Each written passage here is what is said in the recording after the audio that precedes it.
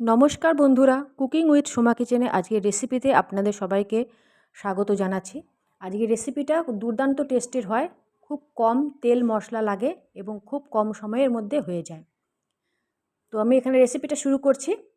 আমি এখানে একটা ফ্রাইং প্যানে কিছুটা গোটা গরম মশলা, শুকনো লঙ্কা, তেজপাতা, জিরে আর ধনে নিয়ে হালকা আঁচে এখানে একটুখানি ভেজে নিচ্ছি। ফ্লেমটাকে অফ করে দিলাম, গ্যাসের ফ্লেমটাকে। তার মধ্যে কিছুটা পরিমাণ মানে 1 মুঠোর মতো ফ্রেশ কারি পাতা বা শুকনো কারি পাতা দিলেও চলবে। দিয়ে নাড়াচাড়া করে নামিয়ে ঠান্ডা করে একটা মিক্সিং জারে দিয়ে এখানে একটা পাউডার বানিয়ে নিতে হবে। এখানে পাউডারটা যদি পুরোপুরি পাউডার না হয়, একটুখানি যদি গোটা গোটা থাকে তাহলে কোনো ব্যাপার না, টেস্ট ভালোই হবে। তো ওই পাউডারটার মধ্যে আরও 1 চামচ এখানে নুন দিয়ে দিলাম, 1 চামচ লঙ্কা গুঁড়ো দিয়ে দিলাম আর 2টো কাঁচা লঙ্কা দিয়ে দিলাম। কাঁচা লঙ্কাটা অপশনাল, আপনারা দিলেও দিতে পারেন। এখানে দেখুন বন্ধুরা, পাউডার হয়ে গেছে। খুব একটা মানে মিহি পাউডার হয়নি, একটুখানি গোটা গোটা রয়েছে। তো কোনো ব্যাপার না, এটাতে ভালোই লাগবে রেসিপিটা খেতে।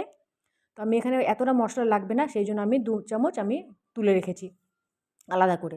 তো ওই মিক্সিং জারে আরও 1 ইঞ্চ বা 2 ইঞ্চের মতো আদা এখানে দিয়ে দিলাম। আর বেশ খানিক কোয়া মানে 20 থেকে 25 কোয়া রসুন এখানে ছাড়িয়ে আরও একটা পেস্ট এখানে বানিয়ে নিয়েছি। এবার একটা আমি লোহার কড়াইতে এই রেসিপিটা বানাচ্ছি। আপনারা চাইলে অন্য মানে স্টিলের বা ফ্রাইং প্যানেও বানাতে পারেন। 1/2 কাপ তেল নিয়ে নিয়েছি। ওর মধ্যে 1 বাটি, বড় বাটির 1 বাটি কুচনো পেঁয়াজ দিয়ে লো টু মিডিয়াম আঁচে এই পেঁয়াজটাকে ঢেকে ঢেকে ভাজা ভাজা করতে হবে। ঢেকে ঢেকে এই জন্য করতে হবে, বন্ধুরা আপনাদের সময়ও বেঁচে যাবে আর খুব তাড়াতাড়ি পেঁয়াজটা ভাজা ভাজা হয়ে যাবে কম সময়ে। তো ওর মধ্যে একটুখানি নুন দিয়ে দিলাম যাতে করে পেঁয়াজটা তাড়াতাড়ি গলে যায় আর তাড়াতাড়ি ভাজা হয়ে যায়। তো এই প্রসেসটাকে পুরো ঢেকে লো টু মিডিয়াম আঁচে করতে হবে। হাই আঁচে করলে বন্ধুরা পোড়া লেগে যেতে পারে, রেসিপিটা খারাপ লাগবে খেতে। দেখুন এখানে পেঁয়াজটা হালকা লাল হয়ে গেছে, এরকম হালকা লালেরই দরকার পেঁয়াজটা। তো এখানে ম্যারিনেট করা চিকেন আমি এখানে পেঁয়াজটার মধ্যে দিয়ে দিলাম। এখানে আমি চিকেনটাকে ম্যারিনেট করে রেখে দিয়েছিলাম 1 ঘন্টার মতো। আপনারা চাইলে এর থেকে বেশিও রাখতে পারেন আর কমও রাখতে পারেন। তো আমি এখানে সলিড পিস নিয়েছিলাম, ছোটো ছোটো টুকরো করে ম্যারিনেট করে নিয়েছিলাম।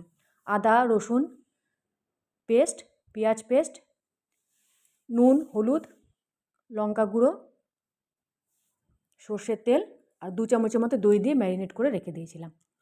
এবার চিকেনটাকে ভালো করে নাড়াচাড়া করে মিক্সিং জারে যে মশলাটা পেস্ট করেছিলাম সে মশলাটা সব দিয়ে দিলাম। তারপরে লো টু মিডিয়াম আঁচে খুব ভালো করে নাড়াচাড়া করে ঢেকে ঢেকে এই প্রসেসটাকে করতে হবে। দেখুন বন্ধুরা, অনেকটা জল বেরিয়েছে, কিন্তু এখানে জল দেওয়া চলবে না।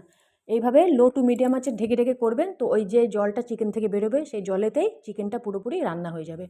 তো এর মধ্যে আমি 1/2 চামচের মতো কাশ্মীরি রেড মির্চ দিয়ে দিলাম। খুব ভালো করে নাড়াচাড়া করতে হবে। নুনটা এখনই দেখে নেবেন, নিজেদের টেস্ট হিসেবে নুনটা এখানে ইউজ করতে হবে। তো আরও একবার আমি এখানে নাড়াচাড়া করে দিলাম, তো আরও একবার ঢেকে দিলাম। তো বন্ধুরা, এই রেসিপিটা পুরো দেখার পর বাড়িতে অতি অবশ্যই বানাবেন এবং কমেন্টে জানাবেন কেমন হয়েছে। যদি আমার রেসিপি ভিডিও আপনাদের ভালো লেগে থাকে তাহলে আমার রেসিপি ভিডিওকে লাইক শেয়ার করবেন, আমার চ্যানেলকে সাবস্ক্রাইব করবেন। তো এই পুরো রেসিপিটা খুব কম তেলে কম সময়ে এবং কম মশলাতে খুব তাড়াতাড়ি হয়ে যায়। এটা ভাত, গরম রুটি বা পরোটা বা এমনি শুধুও খাওয়া যায়, পোলাওর সাথেও খাওয়া যায়, খুব ভালো লাগবে খেতে। বন্ধুরা একবার অন্তত বাড়িতে বানিয়ে দেখবেন। তো রেসিপিটা হয়ে গেছে। আমি এখানে গ্যাস ফ্লেম বন্ধ করে প্লেটিং করে নিচ্ছি। এখন এর মধ্যে লেবু, কাঁচা লঙ্কা আর পেঁয়াজ বা আপনাদের পছন্দ মতো স্যালাড দিয়ে ওটা প্লেটিং করতে পারেন। এটা সন্ধ্যের স্ন্যাক্স হিসেবেও খাওয়া যেতে পারে। হ্যাঁ বন্ধুরা, সন্ধ্যের স্ন্যাক্স হিসেবেও খাওয়া যেতে পারে বা রাতের ডিনার বা দুপুরের লাঞ্চ হিসেবেও ওটা নেওয়া যেতে পারে। তো আজকের রেসিপি এতটাই। আবার নেক্সট পর্বে নতুন কিছু নিয়ে আপনাদের সাথে আবার দেখা হবে। ততক্ষণে খুব ভালো থাকবেন, সুস্থ থাকবেন। অতি অবশ্যই রেসিপিটা বাড়িতে ট্রাই করবেন এবং কমেন্টে জানাবেন কেমন হয়েছে। ততক্ষণে বাই।